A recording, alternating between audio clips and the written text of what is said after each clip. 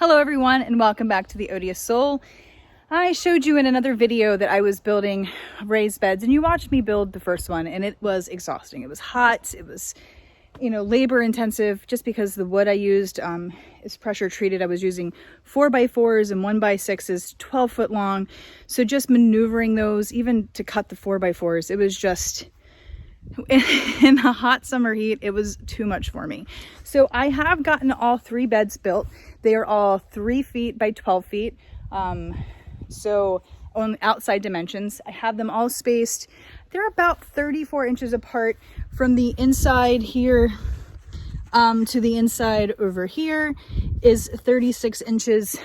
So they're nicely spaced. I can get my push mower in between here to mow, because that's definitely something you want to consider when you build raised beds. Do you have space enough to get everything through there that you need to? So me, I'm not going to put anything down in between them this year. So, and this is a really good area where I'm not going to have drainage problems. So I'm not going to have mud kind of build up here. So I wanted to be able to get my push mower, which is 30 inches wide in here. And I also wanted to be able to get like my wheelbarrow, and eventually I want a pull cart. So I wanted to make sure I had good spacing. So as you can see, all 3 beds are in different stages of being filled, and that's been quite a process. 3 raised beds that are 3 foot by 12 foot that are 18 inches high, that's over 120 cubic feet of stuff that I have to put in there. Now, obviously, I'm not going to fill them to the brim. Like this one here is pretty much done. And you can see I don't have it filled all the way up to the top. But I've done slightly different methods on each one. I know my husband came out last night and asked, is there a reason why you're doing things, why you're putting certain things in one and not the other? And I was like, no, I'm just trying to get them filled at this point. So bed number 1 has a bed of wood in the bottom. It was actually like old pine, old pieces of wood I had around. A lot of them were decomposing, had bugs in them. So I figured that would be a great bed, just like I used in my strawberry, the raised strawberry bed that I created. So I did a bottom of that. Then I put some dirt from our old island compost pile. And then I put a little tiny bit of straw, and then I put some bags of organic raised bed dirt, which I will actually show you. Hold on. Don't laugh. And I'm sure this is backwards because of my camera, but Harvest Organics Natural Organic Raised Bed Mix. I got this from Lowe's. It's about $9 a bag, not the cheapest soil, but I knew that when I got it, it was what was in it. I've heard horror stories of people getting truckloads of dirt sent to them, and then, they didn't have good successes. Plus, I did go to my local home and garden center, Bowman's, but they were out of a lot of stuff because of COVID. A lot of places aren't getting stuff in, or the stuff they have just isn't what I was looking for. So with getting the raised bed mix, I didn't have to mix anything. It was already good to go. So that's what I topped off that bed with. Now this bed, a little different. I did a base of straw bales, and then I put a couple wheelbarrow loads of dirt from up on the island, and then I'm topping it off with the organic mix as well. I did put 2 bags of garden soil. Why can I never remember the name of that? The Miracle Grow garden soil, just because I had them. So I put them in there too. And then I just put 2 more bags of the organic mix in the top, and I'll take a 2x4 down and kind of smooth it and even it out. And then in my last bed here, where you can see all of these Harvest Organic bags, I did a base again of straw. On top of that, I put a bunch of compost, so some natural compost that some of it was dirt. You can still see some eggshells, but still it's still going to decompose and just aid to the soil over time. And then I put a bunch of wheelbarrows of dirt from the island compost pile, and now you can see I just emptied out 1, and I still have 1, 2, 3, 4, 5, 6. So I'm putting a total of 7 organic bags in here of the raised bed mix today. So let me get to work and get this done.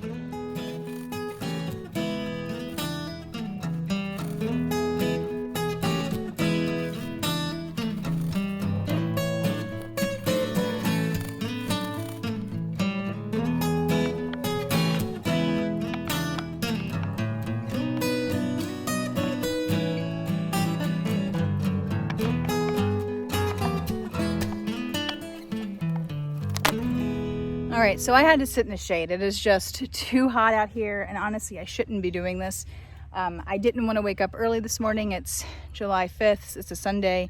Not that I did anything for my birthday, which was yesterday, or anything. Didn't stay up too late, but I felt like sleeping in today. Sometimes your body just says it, and I've been working really hard outside lately as I got sweat pouring off my face. So I've been working really hard, and which is great for your body, but sometimes your body says, hey, I want a couple extra hours of sleep. So I didn't get out of bed till like 9 this morning and ran to Lowe's, got the last bit of dirt that I needed for these beds, and now I am finished. So I'm not going to plant my seedlings yet. I have a ton of seeds that I've been germinating in Sammy's house. And they're doing phenomenal. Like, some of these seeds weren't supposed to come up for like at least 7 to 10 days. Most of them came up within 2 or 3 because it's so hot, and it was so hot in there. So I do want to bring them out probably a little bit later today to start hardening them off. I didn't put lights up, so some of them are definitely going towards the window and saying, hey, we need more light.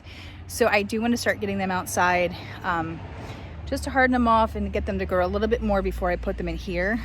I'd also like to wait for a week that isn't in the 90s when I plant them. It is way too hot. And I have some varieties of things that honestly, they like the cold better. I probably am starting them too soon. Some kale, particularly. So I got frosty peas.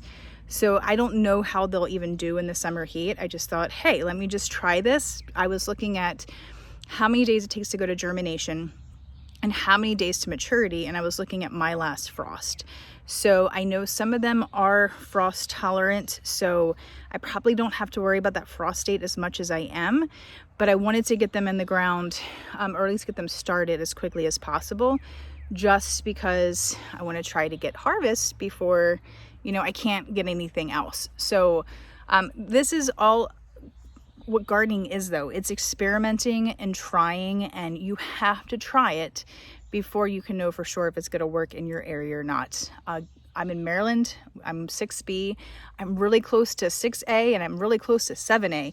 I'm in like a ridge in a valley in central Maryland. So it's hilarious. If you look at the map for Maryland, because of all of our hills, I'm so close to other sections. If you just go 10, 20 miles in any direction, you could be in a whole nother growing zone. It's so funny.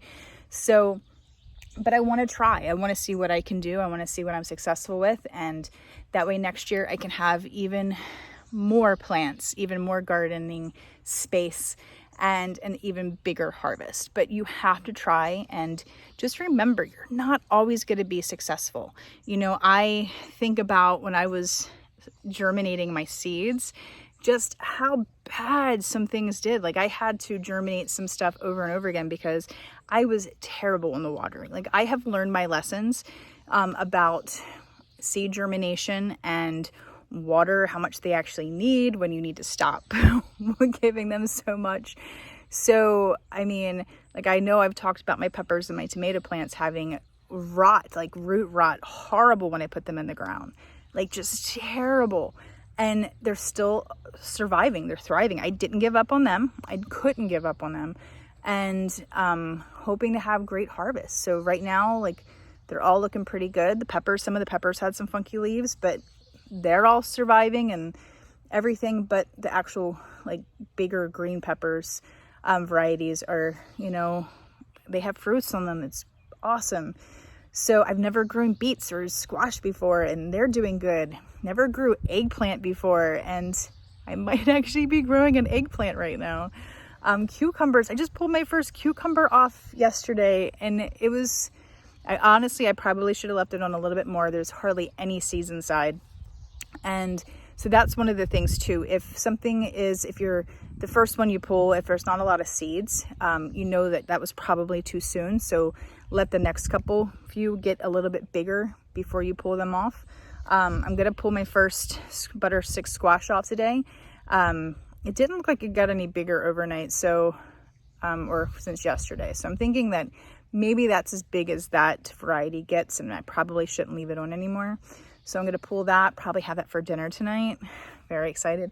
I'll probably pull some more beets and mix that in with the butter stick squash. I've learned to love beets mixed with everything, and it makes it a fun red color. It makes everything a fun red color. So for a yellow squash, you know, it's gonna get bright red. It's gonna be beautiful. So, but you have to try. I mean, you have to try, and you just have to, I mean, and you know what it's like. I mean, these are like babies. When you see them grow and you see them produce fruit, you get so excited. And you're like, oh my gosh. And I don't know why I do that. Like, I don't know why I talk like baby talk. Like, oh my gosh, it's a little fruit. Like, it's so cute. Like, I have no idea why I do that. That's so not me. But then when you see a plant struggling, you're like, oh my God, don't die on me. You know, so you have to realize that there are going to be things that don't go well. Like that one zucchini squash I pulled out. It was just, had darker green leaves, and all the other ones, like there was just something funky about it. All of the flower stalks didn't actually get flowers. They just kind of grew weird and like shriveled up on the end. Like, I have no idea. And I didn't investigate, and I probably should have investigated what was wrong with it, just so I know in case I see it in the future. But it grew in the same small space as the other ones. I still have 3 plants there. Grew in the same soil. I planted the seed at the same time. So I have no idea why. But that's another thing. Like, you have to kind of do your research. Don't be afraid to do your research and try to figure out what's going on. So, because the more you learn, the better you'll do. So this is my first year of taking things really seriously. I mean, I've had tomato plants, I've had pepper plants, I've grown things before, herbs, you know, like I have the same group of mint in my front yard. Like, there's a little patch, you know, that we planted that like almost 20 years ago, and it still comes up. So like, I have some experience, but never to this level, never with this many varieties. Normally it was just enough to make some pico de gallo, you know, like go out, pick a pepper, pick a jalapeno, pick a tomato, and make some pico de gallo. Not that I've ever grown onions though. Maybe one day I'll try that. But you got to start somewhere. And so I hope as you watch my journey, it inspires you. And if you know more than I do, I love your comments. So please continue to share, and suggestions and ideas, and just stuff that you've experienced. Your knowledge is very helpful for me, and I am so appreciative of it. So I just saw that I'd been talking here in the shade for 7 minutes, so I'm gonna be quiet now. So more later.